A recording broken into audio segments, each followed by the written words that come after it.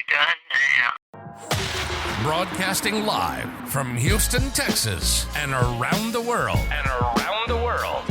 TV host, best-selling author, and radio personality Brad Gilmore brings you a collection of conversations with stars from movies. Matthew McConaughey. Brad Gilmore. Mark Wahlberg. Hey, how are you? The legendary Mr. Christopher Lloyd. Christopher, how we doing? I'm doing good. Great introduction. Jessica Alba and Lizzie Mathis. Ladies, thank you so much for joining me. Thank you. Kevin Costner joins us. Thank you so much. Thank you.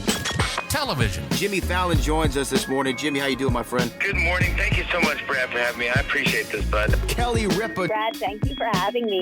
Comedy. Jay Leno joins us. Jay, how you doing? Hey, Brad, what's going on? Chris Tucker is in the building. Chris Tucker, good morning to you. Hey, Brad. Good morning to you. How are you? George Lopez joins us right now. George, how are you doing, sir? Good morning. Music. Lola Monroe. Thank you. Thank you for having me. The legendary frontman of AC/DC, Brian Johnson, joins us right now. Brian, how you doing? Good morning, Brad. What looking to talk to me, funny lad. Megan Trainor. Thank you so much, Brad. You're awesome. Chloe Bailey joins us. I appreciate the time. Appreciate you. And more. This is The Collection. Now your host, The Boat. Brad Gilmore!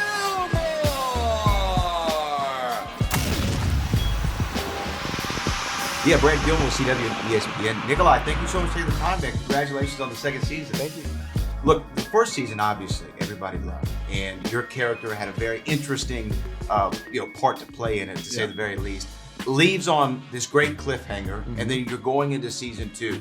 Did you have that thing where when you found out they were going to do the second book in the second season, where you started to almost write like what you would like to see happen? Well, I yes, in some ways. I was always curious because, in season 1, Owen is this almost this phantom, right? And then, for me, I didn't expect it, but it was a very difficult thing to do in season 1 because every scene was kind of a memory. There was a flashback, but it was always someone else's memory. So I was kept how do I do this? How do I make this real? Because no one is this good or this, because it's like she misses her father, she remembers her dad, and then it's then as you do, it's a perfect memory. Yeah. Or your wife thinks, I miss my husband. And it's like this perfect memory. And I was like, where's the rest? And nobody can live up to that.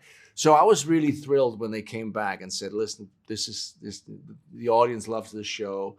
They love the book. Laura has an idea. We want to explore season 2. And I was like, okay, well, I don't want to be flashbacks anymore. Let's be present. And thank God they did this.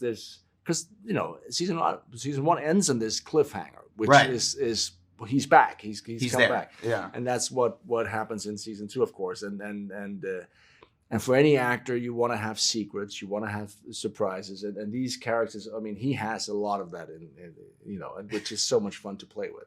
Well, also though, I think you mentioned this too. I've heard you talk about how the memory can be a false memory too, right? It's like an idealized version, and I think as an actor, it's nice to play around with. And also, both memories, but also then if you go to a meeting or you're gonna meet someone that you're in love with, whatever you imagine how this is gonna be.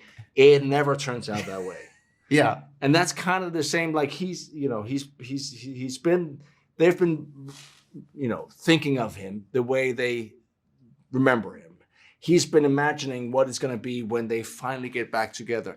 And there's no question that what happens and what we see in the show is not what he imagined. I think there's definitely part of him that would hope that the moment Hannah sees him again, she's going to go, oh my God, hold me, please hold me. I love you.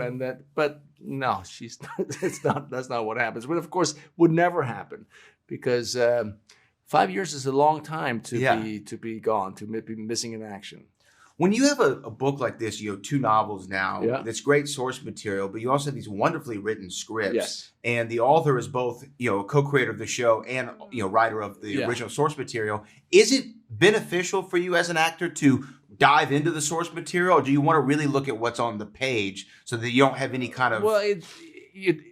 Well, I've tried it before with Game of Thrones as well, where it was kind of a similar thing. You had the books in the beginning, and then we ran out of books, And here I read the book to begin with, and there was, there's always these things that are not in the book that you go, oh, what happened to that? Now, when we shot this series, Laura was still writing the book, so we didn't have the source material. Well, I mean, the writers did, because they were obviously, constant, they were talking like our main writer is married to Laura, so it was kind of it was an in-house thing, but they were trying to keep it separate. So now the show is the same core story, but it's not.